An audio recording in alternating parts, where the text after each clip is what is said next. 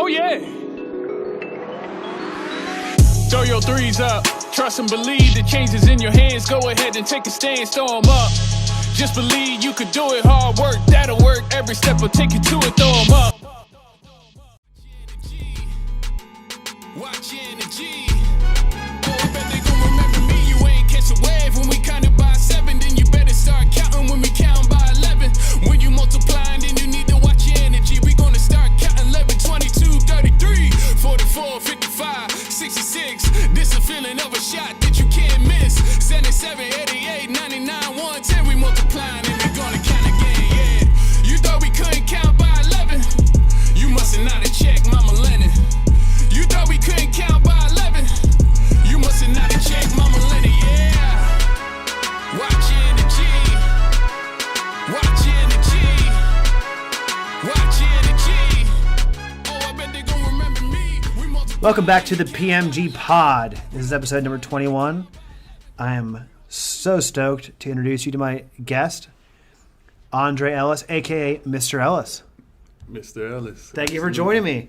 Oh, man, I'm glad to be here. I appreciate being here. I'm Andre Ellis, also known as Mr. Ellis the teacher. And, yeah, let's get into it. Let's get into it. So how did you get into your career in education? Oh, man. So I graduated, actually, I'll go back to college. I graduated from Bloomsburg University. Okay. The Huskies. Yeah, Huskies. I spent a lot of time in Bloomsburg. Okay. Yeah. I probably saw you there. Yeah, in 09, I graduated in 09. That was pretty much recession time and came out. Couldn't find a job right away. I graduated with a business administration degree. Okay. And couldn't find a job. I kept going to different businesses and they kept telling me I don't have enough experience. So you're like, obviously, it's why I'm here. Yeah, to get that experience. To get that experience. And basically, my mom was in education, and she suggested I become a paraeducator. Basically, it's like a teacher's assistant. Okay. So I started doing that just to get some money and just to get my foot in the door somewhere. And basically, I went in and started going through different classrooms. Like I went through the IU-13. Okay. And I went into like multiple disability classrooms. I went into autistic support classrooms and a bunch of different classrooms just to test it out. And I would say I went from there to becoming a TSS. A TSS is pretty much like a one-on-one support for a kid who might have like autistic kid or any type of learning disability or anything of that sort. When I started doing that with a first grader, and pretty much I kind of knew right then and there when I started teaching with him and taking him through the process, like I pretty much fell in love with education. How did you know, or at what moment did it click for you that said, you know what, I'm done looking. This is what I want to do. It was just the fact of being able to mentor the kids. Like it was like I didn't even fall in love with teaching itself. I just fell in love with mentoring the kids and being able to pass down my experiences. And I pretty much fell in love there. And then I went from the first grader, I got transferred to J.P. McCaskey to the autistic support room on another assignment. So I went from like the little kids on up to the high school kids level. Oh, wow, the whole spectrum. Yeah, I'm pretty much one-on-one with a kid there, and then I got hired on there in the same room that I was working in as a TSS. Became full-time there, and then pretty much I went back to school, got my certificate, and got my master's in elementary education. Oh, cool. And just continued on from there, and pretty much that's what got me into the education system and helped me to continue to move forward on my dream and helping to mentor the kids. Yeah. Yeah. No, that's a really great story. I feel like it's so rare for people to get out of college and then almost stumble upon their passion or find something they truly love to do, and I think that makes all the difference. Yep. So, for those that aren't yet familiar with your unique approach to teaching now, Yeah. How did those first couple of years segue into what's now on your T-shirt. To throw your threes up. Yeah, throw your threes up. I want to hear that transition period. Yeah, so basically when I started going back into studying for my master's, I had to do my student teaching. I did my student teaching at Hamilton Elementary, and I had to create a sixes lesson, a lesson about sixes multiplication. Okay. And looking on YouTube, I wanted to create something to keep the kids engaged in what I was doing. And so I went looking on YouTube, looking for a song that I could find, like a sixes song I could find. And I actually created music before I was a teacher. So before you went to Bloomsburg, yeah, you were in that industry as well. Yeah, basically, ever since high school, I was making music. Yeah. I started rapping, and I was part of a group in high school, and then went on to college and was part of another rapping group called the GMFB Boys.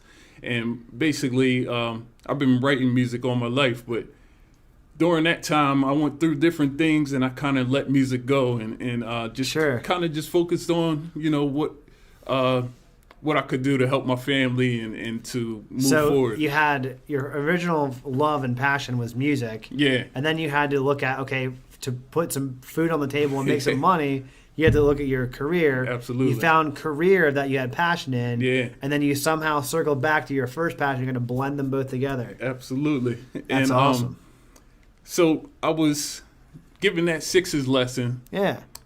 Or basically looking on YouTube. I couldn't find anything that sounded like kids' music today. Like either sounded like little kid, Mickey Mouse type music. Or that might not get them engaged. It might turn their brain off and I don't want to listen to that. These kids today, they're not really going for that. No. And basically, or it sounded like an old person rapping or something like that. And basically, I went to bed that night. I was like, man, I really couldn't find anything. And then woke up the next morning and was like, why don't I write the song? Like, there you go. I've written music all my life. And it kind of reignited my passion for making music at the same time. So I took that sixes lesson into the classroom, and I did it, just before I gave the lesson, I did the rap song, and these kids ate it up. Like, they loved it. So you did it that morning and you presented that day? Yeah, pretty much that day. What? I did that was song. Basically a freestyle. I guess Kinda. So. Yeah. I mean, I've been making music for so long. Like it was almost second nature. Yeah, it was like I could really. It's easier for me to memorize the songs that I do just because I've been writing for so long. Wow. And I've been really practicing hard at it, like to be able to write a song and then bring it out the next day. Random question. Have you ever seen the movie starring Jack Black, School of Rock? No, I haven't seen that one. All right. No. I can't really assign you homework, but if I could, I would say check out that movie, and then you could do School of Rap. School of Rap. Got you. Yeah, that was actually a great idea. Yeah.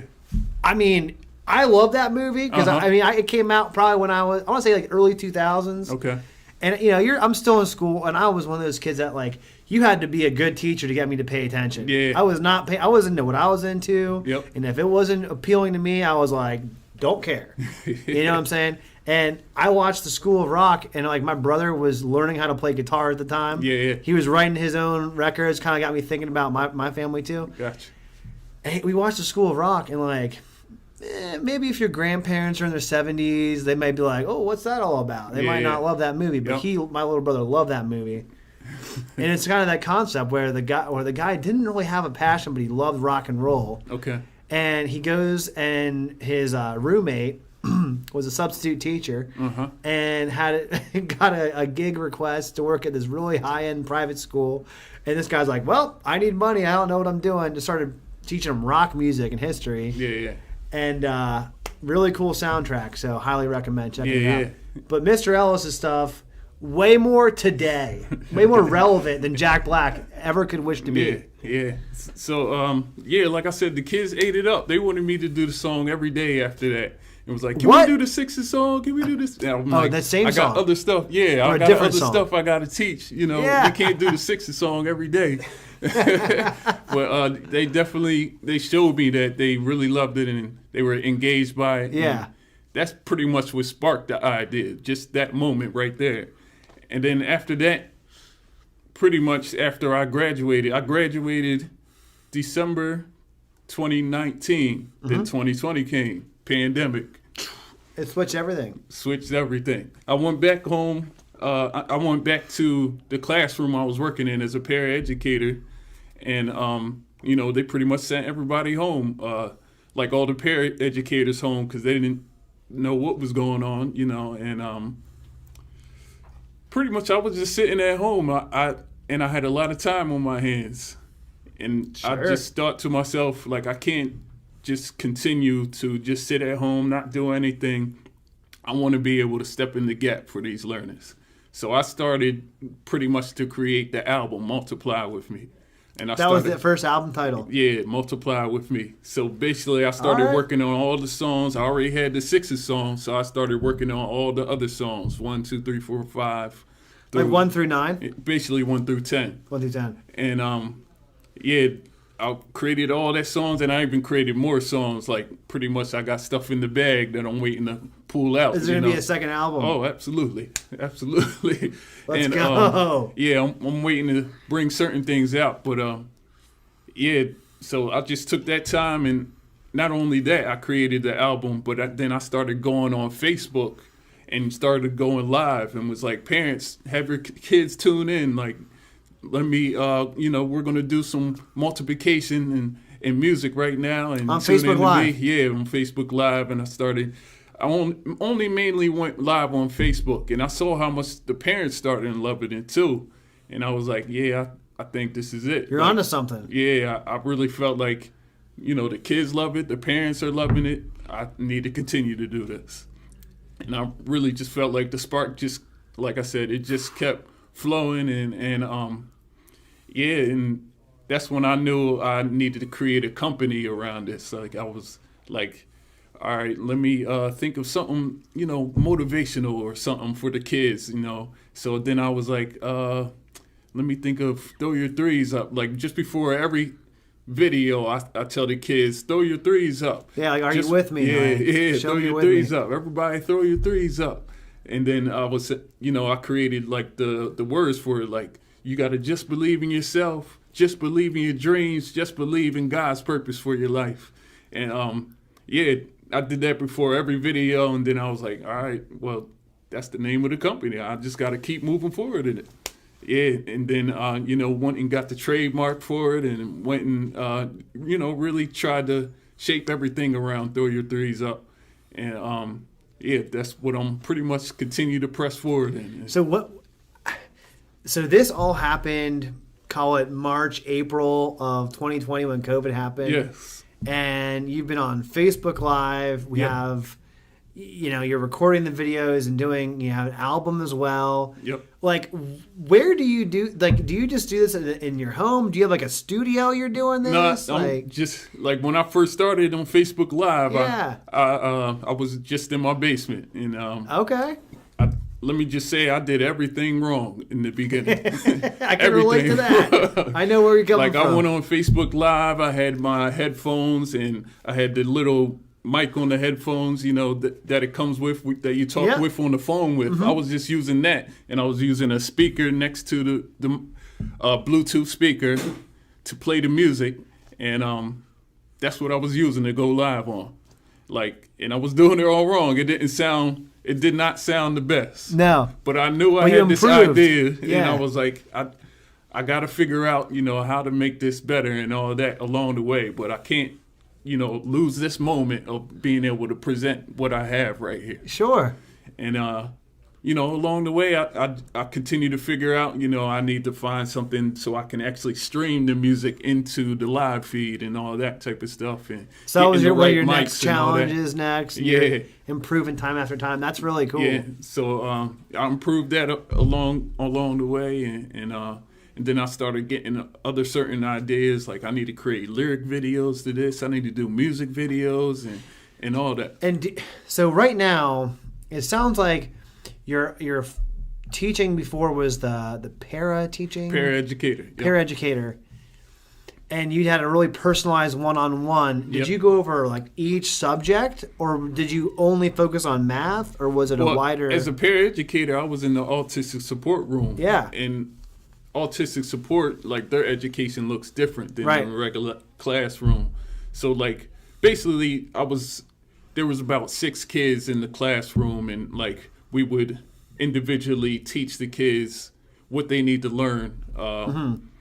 Not and so much, rotate on hey, them, this is reading basically. class. Not so much, this is math or science. Yeah. Not that way. Like they're learning different skills. They're learning how to talk. Like life they're- skills. Yeah, they're learning pretty much their life skills and how to say what they want and stuff. Some of them can't speak right or use the words and we're giving them those skills to be able to do that. That's awesome. Yeah. So do you think that a future album may look like, here's your periodic table, or here's your ABCs, or your syllables and vowels? I don't mean to be spoiling any future content.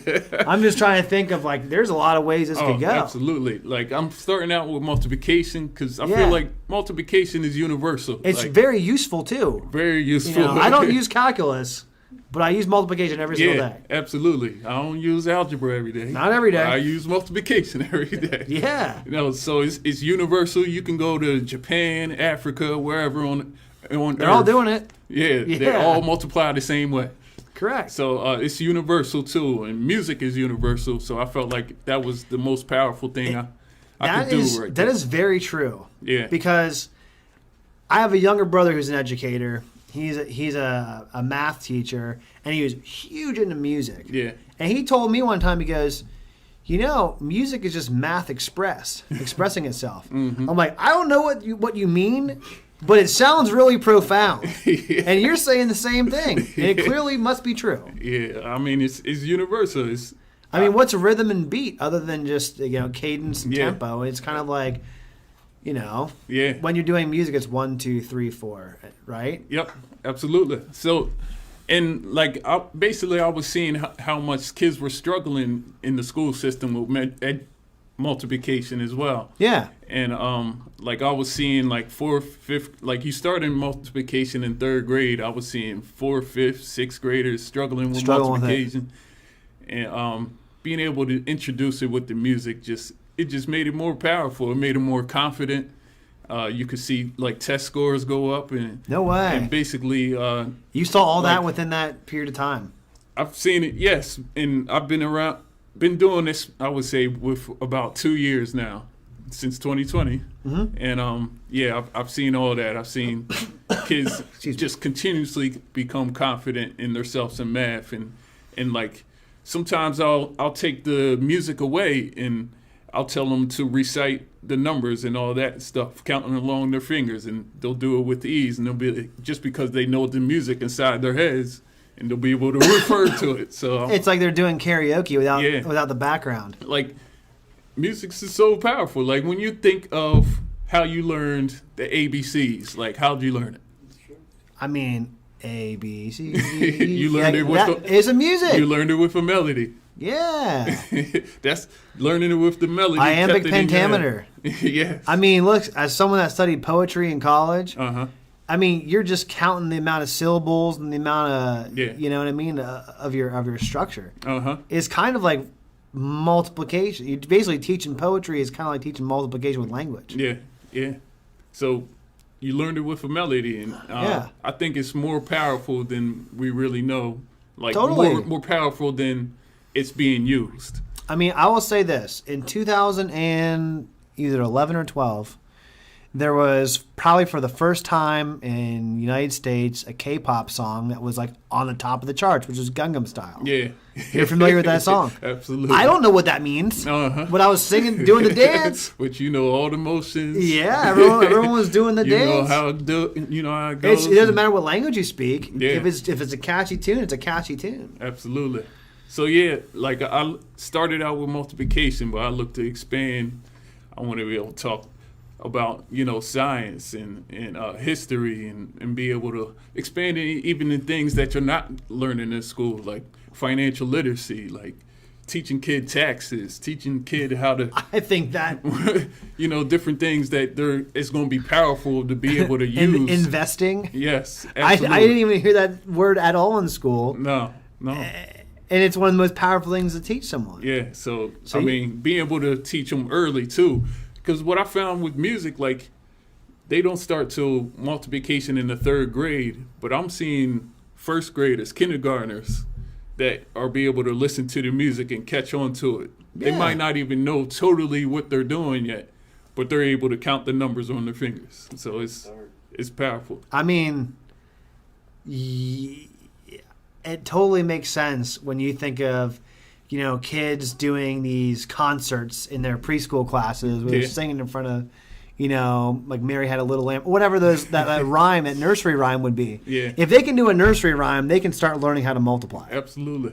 You know what I mean? So why not start them earlier? Yeah, and music is the tool. So that's, with Throw Your Threes Up is continuing to be able to help enrich their education through. So if you were to have a educational music group name, in Bloomsburg it was the GMFB Boys. If you had to name the group that you would be creating, it would be Mr. Ellis's Classroom. What would it be? Oh, man. Putting you on the spot. It's a tough question. I mean, I think it's just Throw Your Threes Up. That's it? Yeah, that's it right there. Hey, if it's not broken, don't fix it. Yeah, if it's not broke, don't fix it. You're right. Andre, I always like to ask the question, you've been through a lot in your career with teaching. You got your master's degree. You have you have a trademark in the industry. Yep. You found your passion. But before that, you were at Bloomsburg doing business administration. Yeah. So if you could go back and be one of the students that you got to help educate and form their life and their ideas, what would you teach yourself? Like, what would you have wanted to impart in you before you got to Bloomsburg? I'm not saying you do anything different, but what lesson would you want to say? One, just follow your passion. Yeah. Continue to follow your passion at all levels, no matter what you have to do to continue to move forward in it. And I'm a big believer in God as well. To just, continue to tap into Him and letting Him guide you and direct you in the way that you should go. And I believe if you do that, you're going to get where you're supposed to go. And I believe that's what happened with me. Like I said, I fell off. Basically, I pretty much quit music. Too much stresses were getting in the way. I was I just got to focus on getting money. And I don't think that's the right thing we should be thinking about is I just got to get money. I just got to get money. And that's the only thing you think about. Yeah. Because the stresses were hitting me. So I was like, I just got to find a way to get money. But even in all that, it still led me to right where I was supposed to be. And moving forward in my purpose. Came full circle. Yeah, it came full circle. And I believe I'm using, my gift in the way that it's supposed to be used as well, too. Yeah. Because when I was doing it before, I feel like that was the focus as well. I was focused on money and all the wrong things that came along with it. And, being able to focus on my purpose and move forward in that, I think. Well, you definitely seem like someone that's really happy with the work. Like, the work that you do brings you clearly a lot of joy. Yeah. And I feel like for a lot of people I know, the work that they do might bring them a lot of money. Yeah. But they're not necessarily happy. Yep. Yeah, this definitely fulfillment. And just being able to pour into these kids in the way that I do is really fulfilling. And that's it right there. Find something that you're fulfilled in, that gives you joy, and move forward in it. And don't let it go. Don't let it go. Yeah. Keep fighting for it. I love that advice. And one last time, what are the threes that you said? Just believe in yourself. Yep. Just believe in your dreams, and just believe in God's purpose for your life. Just keep believing. Yep. No, that's an awesome message, and I get so excited hearing about this. I can't wait for the new album to drop and Yeah. see what's next in So store? I dropped my first single from the next album. Okay. The next album is going to be called Be Fruitful and Multiply. Yeah. The first single that I dropped is called Watch Your Energy. I did that with my friend from True to You and Sir Dominique Jordan. And Okay. the song is called Watch Your Energy, and it's about 11ths. So I did 1 through 10, and now I'm doing 11 through 20. All right.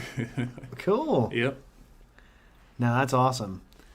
Hey, where can people that want to throw their threes up and follow your content, where can they find you? Yep. How can they get in touch and sort of share that message and the meaning? Yeah, so you can find me on Facebook, Instagram, Twitter, anywhere at Mr. Ellis the Teacher. Mr. Ellis, the teacher. Yep. On social media. Check it out, everyone. Andre is a great guy, and I think what you're doing and getting kids excited about school Yeah. and taking away the age barrier and, Yep. and all that, you're really bringing down walls and kind of doing something special with kids, and that's really cool. So please, everyone, share this message and follow Mr. Andre the Teacher on social media. I appreciate that. Appreciate you for having me on. Thank you so much for coming in. Thank you. We multiplying and we count by 11.